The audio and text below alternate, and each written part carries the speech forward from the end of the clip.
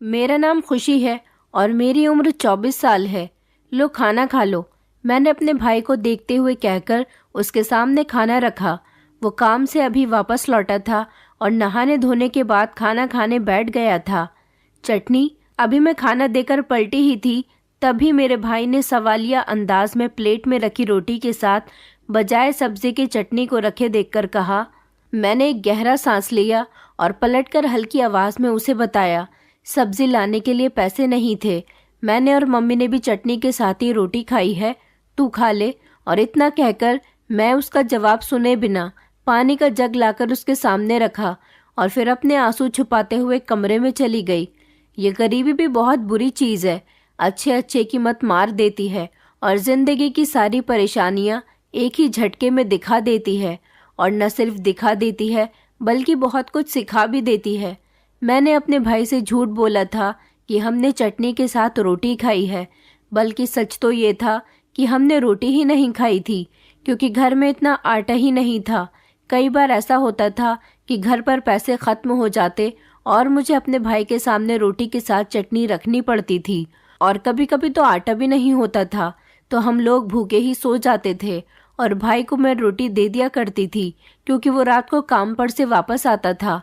हमने रोटी नहीं खाई और रोटी बचा ली ताकि वो भाई को दी जा सके। कमरे में आकर मैंने अपनी बूढ़ी माँ को देखा तो आकर उसके पैर दबाने लगी। मेरे पांव दबाते ही वो मुझे सदा खुश रहने की दुआएं देती हुई नींद की गहरी वादी में उतरने लगी, जबकि मैं गहराई से अपनी ओर और अपने घर वालों की जिंदगी के बारे में सोचने लगी, जो सवर तो नहीं रही थी बल्कि अब तो और ज्यादा मुश्किल होती जा रही थी।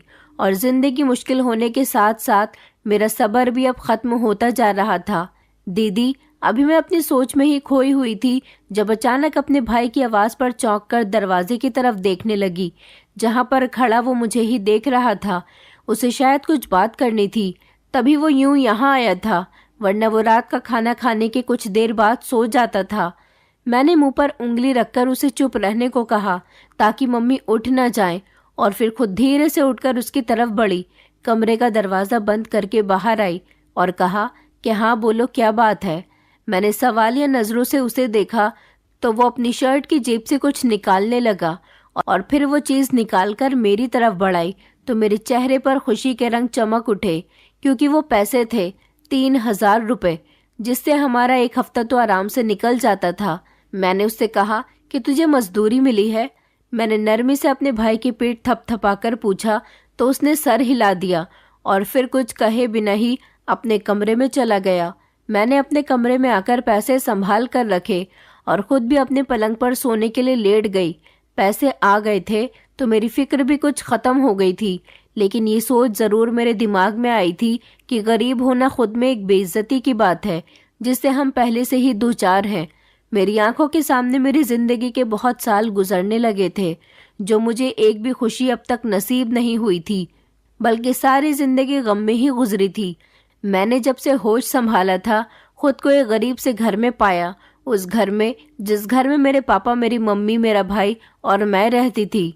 मेरा भाई मुझसे 6 साल छोटा था और उसके अलावा मेरा और कोई भी भाई बहन नहीं था। मेरी मम्मी पापा पढ़े लिखे नहीं थे। मम्मी घर संभालती और पापा मेहनत मजदूरी करके हमारा पेट पालते। उनके पढ़े लिखे ना होने की वजह से ना तो मैं पढ़ाई कर पाई और ना ही मेरा भाई। मेरे पापा एक बहुत कठोर इंसान थे, जिनको छोटी छोटी बात पर गुस्सा आ जाता था और वो गुस्सा हम तीनों पर उतरता, क्योंकि किसी और पर पापा का बस ही नहीं चलता था।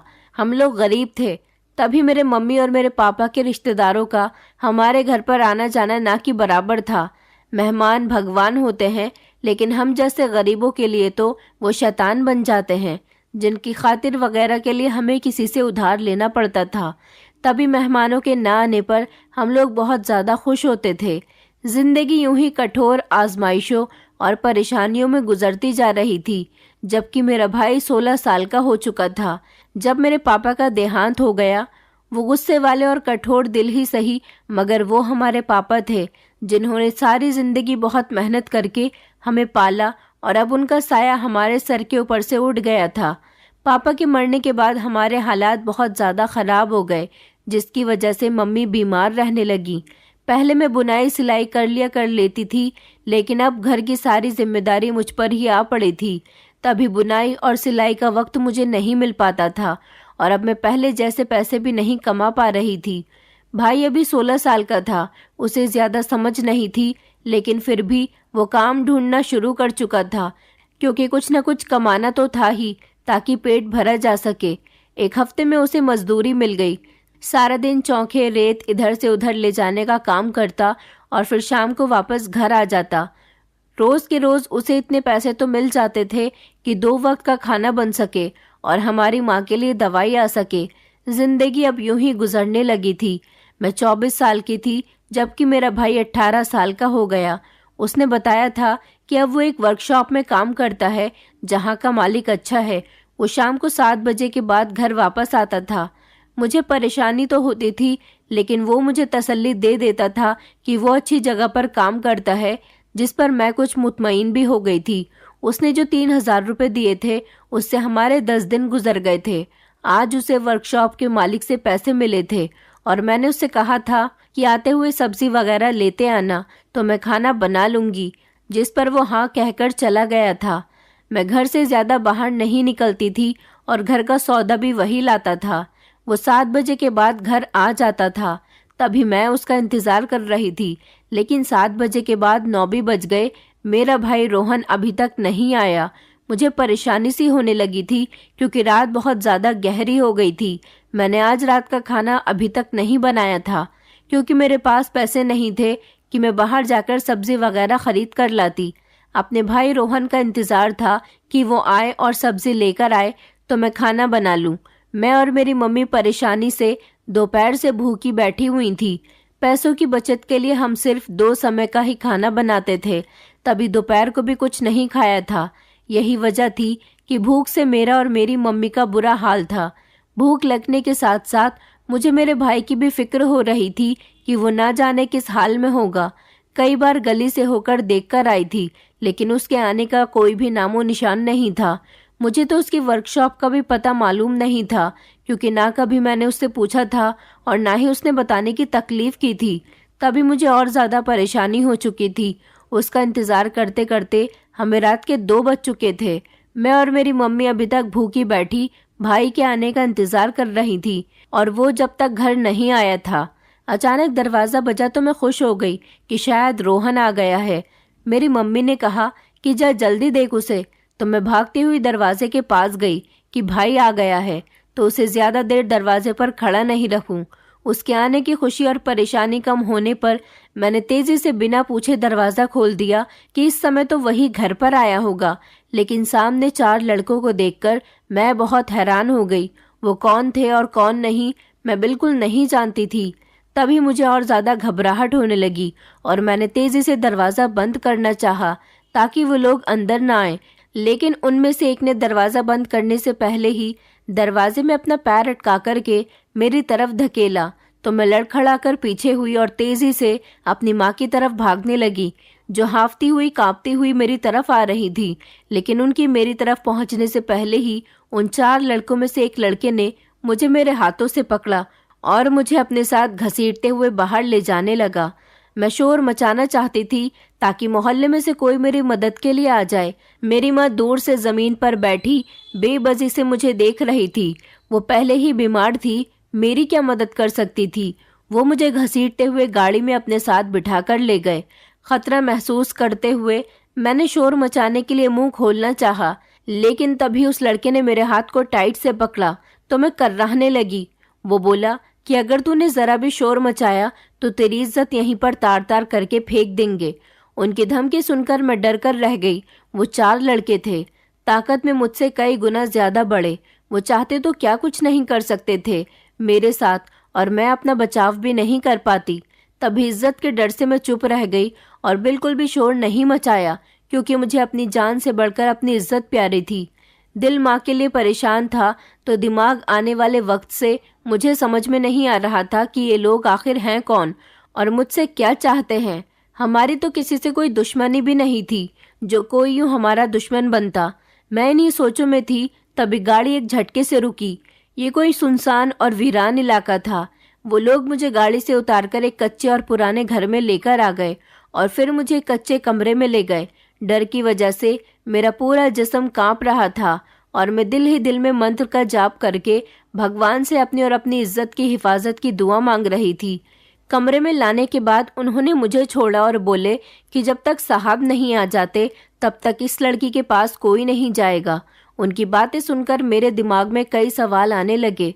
पता नहीं उनका क्या मकसद था और किस मकसद को पूरा करने की वजह से ये मुझे यहाँ पर लेकर आए थे, लेकिन अब एहसास हो रहा था कि ये शायद मुझे बर्बाद करने के लिए यहाँ पर लेकर आए थे। इस बात का एहसास होते ही मैं बहुत रोने लगी। उनका कोई साहब था जो उनसे पहले मुझे बर्बाद करता और फिर मुझे अपने उन आदमियों के आगे डाल देता। डर की वजह से मेरा रंग पीला पड़ने लगा था। तभी मैंने हिम्मत करते हुए अपने सामने खड़े लड़के को जोर से धक्का दिया, लेकिन तभी मेरी चोटी दूसरे लड़के के हाथ में आई। बाल खींचने की वजह से मेरी जोरदार चीख निकल गई। उस लड़के ने मुझे पीछे की तरफ धक्का दिया तो मैं जोर से दीवार से टकराकर नीचे जमीन की तरफ गिर गई। मेरी चीख बहुत दर्द भरी थी। उसने कहा कि भागने की कोशिश करती है, जान ले लूंगा तेरी। जिस लड़के को मैंने धक्का देकर भागने की कोशिश की थी उसने मेरे सामने आकर खड़े होकर बेहद गुस्से से कहा, जिस पर मैं डरकर दीवार से चिपककर बैठ गई और रोते हुए उनके सामने हाथ जोड़ने लगी और उनसे प्रार्थना करने लगी कि वो मुझे जाने दें, मैं किसी से कुछ नहीं कहूँगी। मैंने क्या बिगाड़ा है तुम्हारा जो तुम मुझे यूं उठाकर ले आए हो। मैं उनकी मिन्नतें कर रही थी मगर उनमें से किसी ने भी मेरी एक भी बात नहीं सुनी और मुझे यूं ही रोता हुआ छोड़कर कमरे से बाहर निकल गए। मैं जो पहले ही अपने भाई के लिए परेशान थी, अब मुझे अपनी जान और इज्जत के लाले पड़ गए थे। मैं वहीं दीवार से टेक लगाकर रोती हुई बैठी रही और यहाँ से निकलने के तरीके सोचती रही, लेकिन इस कच्चे कमरे में एक ही दरवाज़ा था जो बाहर से बंद था और कमरे में कोई खिड़की तक नहीं थी जिसके जरिए मैं यहाँ से बाहर जा सकती। यही सब सोचते हुए परेशान होते हुए कुछ देर गुजरी थी जब वो लड़के वापस आए जो बहुत खुश थे। वो खुश होकर बोले कि साहब आ गए हैं।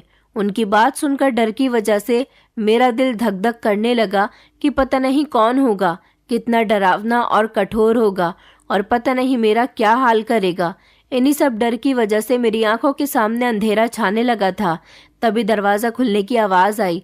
मैंने अपने आंसू अंदर ही कहीं उतारते हुए आंखें मीच कर खोली, लेकिन जैसे ही दरवाज़ा खोला सामने खड़े इंसान को देखकर मेरी आंखें खुली की खुली रह गईं, क्योंकि वो तो मेरे पापा के दोस्त का बेटा था। मेरे पापा के दोस्त का बेटा राहुल, जो मुझसे बड़ा था और इस वक्त 27 साल का था।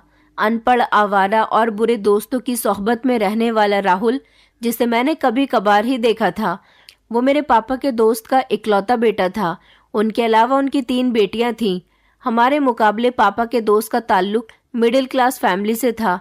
हमारा उनसे ज़्यादा मिलना जुलना नहीं होता था, जिसकी वजह से, क्योंकि जब मैं 19 साल की थी तब पापा के दोस्त मेरे लिए राहुल का रिश्ता लेकर आए थे, लेकिन जब मेरे पापा ने मुझसे रजामंदी पूछी तो मैंने मना कर दिया, क्योंकि पापा के दोस्त की वाइफ बहुत ही ज़्यादा घमंडी थी, जो हमारी गरीबी का मजाक उड़ाती थी और हमें अक्सर कम हैसियत होने के ताने मारा करती थी।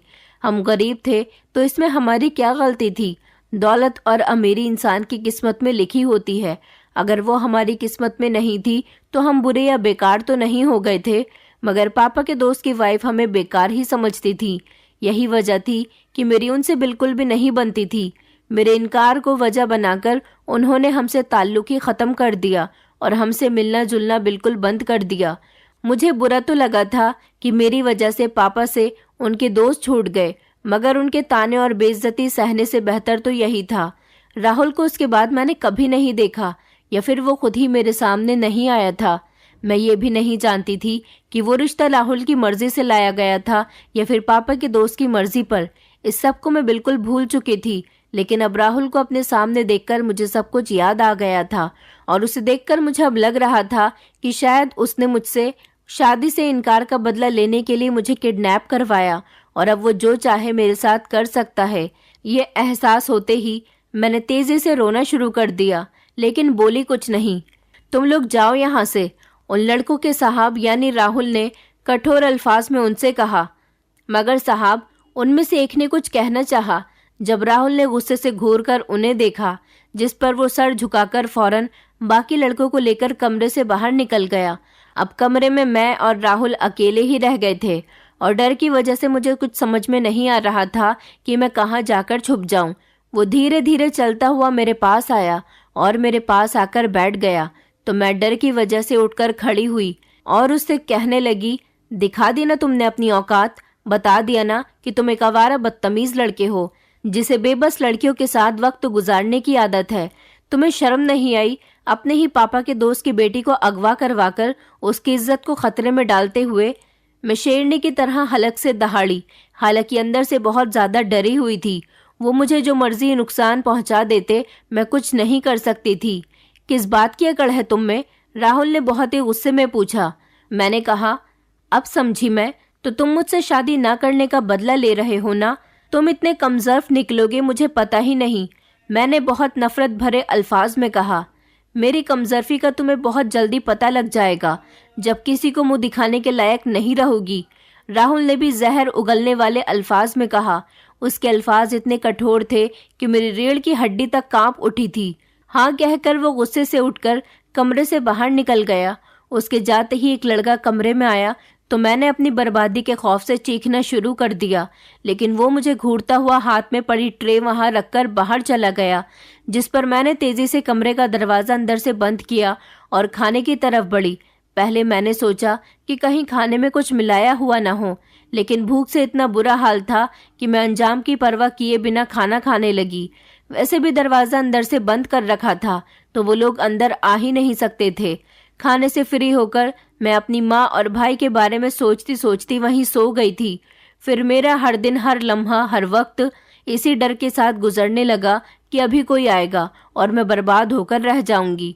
राहुल उस दिन के बाद मेरे सामने नहीं आया था, ना ही उन लड़कों में से कोई और मेरे पास आया था। अब उनकी जगह एक नया लड़का था जो मेरे भाई रोहन की उम्र का था और वही मुझे रोज 3 वक्त का खाना दे देता था। कमरे में मेरे लिए कपड़े भी रख दिए गए थे जिसकी वजह से मुझे कोई परेशानी नहीं थी, लेकिन मेरा दिल और दिमाग अपनी परेशानी और अपने भाई और माँ की फिक्र में उलझकर रह गया था। वो 4 लड़के जो मुझे घसीटकर यहाँ पर लाए थे तो मुझे लगा था कि उनकी नीयत और इरादे खराब हैं, और जब उन्होंने अपने साहब के बारे में बात की तो मुझे उनकी नीयत पर यकीन हो गया था कि ये मेरे साथ बुरा करना चाहते हैं। लेकिन यहाँ आकर राहुल को देखूंगी ऐसा कुछ मेरा दिलो दिमाग में भी नहीं था। उस दिन की कठोर बातों के बाद मेरा राहुल से दोबारा सामना नहीं हुआ था, क्योंकि वो मेरे सामने आया ही नहीं था। ऐसे जैसे वो मुझे यहाँ पर लाकर भूल गया हो, और ये एक तरह से मेरे लिए अच्छा ही था, क्योंकि इस तरह मेरी इज्जत महफूज थी जो मुझे अपनी जान से ज्यादा थी।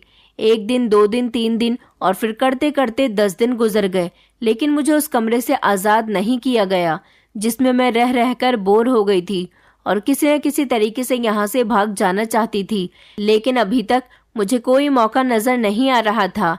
शाम को मुझे यहाँ पर कैद हुए 10 दिन हो चुके थे। तभी इस शाम दरवाज़ा खुला। अंदर आने वाले इंसान को देखकर मैं चौंकने के साथ साथ बेयकीन भी रह गई, क्योंकि आने वाला कोई और नहीं बल्कि मेरी मम्मी थी, जिसका यहाँ पर आने का मैं सपने में भी नहीं सोच सकती थी। अपनी मम्मी को देखकर मैं रोते हुए उनसे लिपट गई और उन्हें बताने लगी कि ये दिन मैंने कितनी परेशानी और मुश्किलों से बिताए हैं।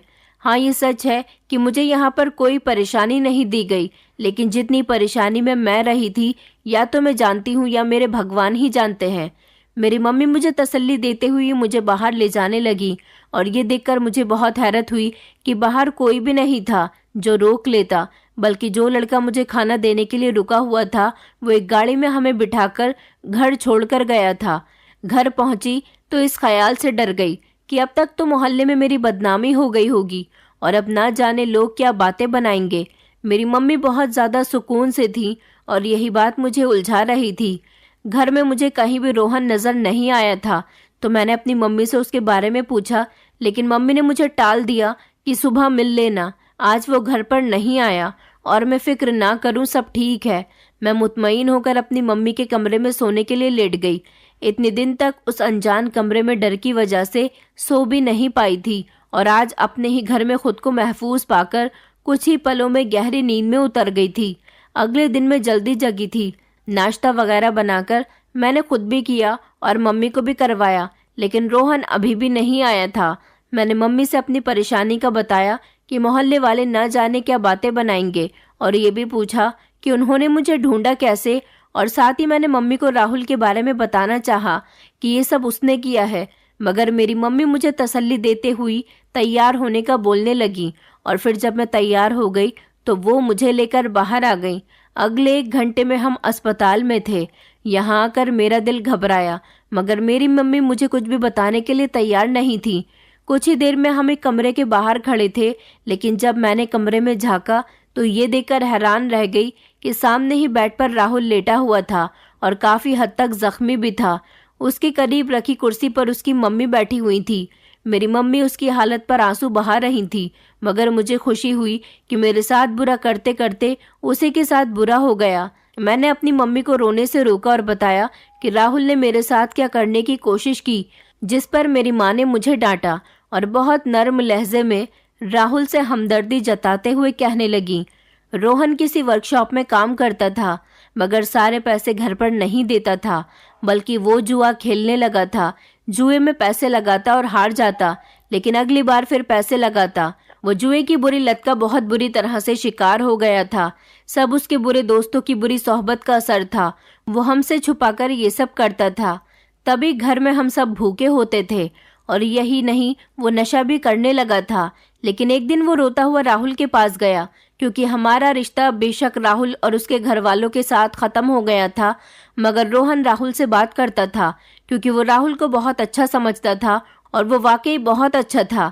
अभी क्योंकि तुमसे शादी न होने के बाद वो बहुत सुधर गया था, अच्छी जगह नौकरी करने लगा था, लेकिन अभी तक उसने शादी नहीं की थी।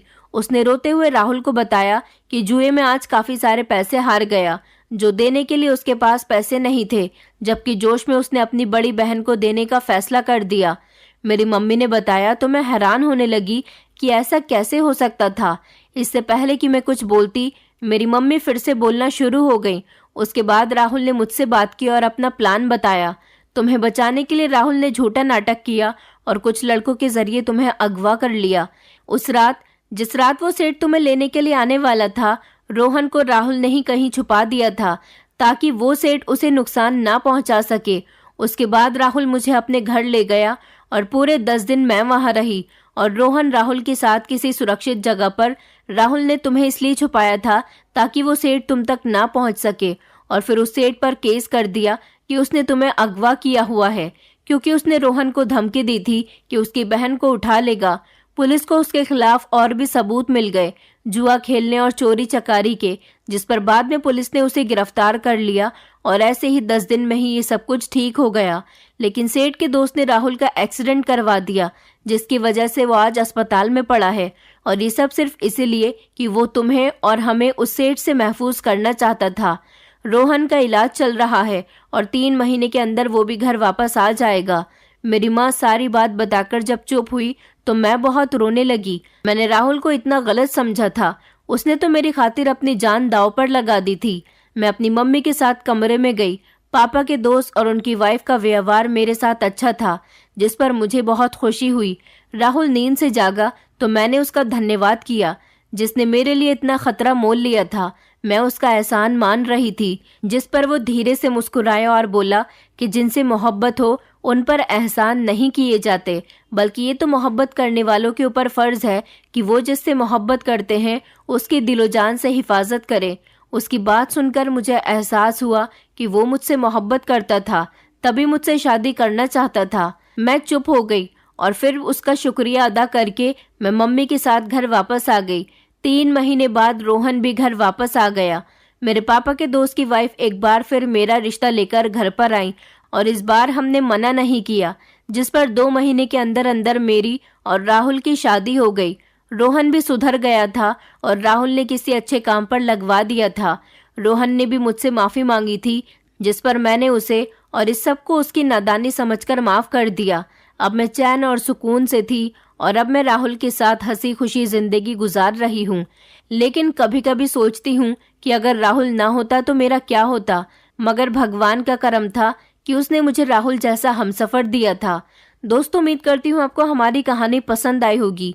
कहानी पसंद आई है तो वीडियो को लाइक करें, चैनल पर नए हैं तो चैनल को सब्सक्राइब करें, और हाँ, नोटिफिकेशन बेल को ज़रूर दबाएं ताकि अगली अपडेट सबसे पहले आपको मिले।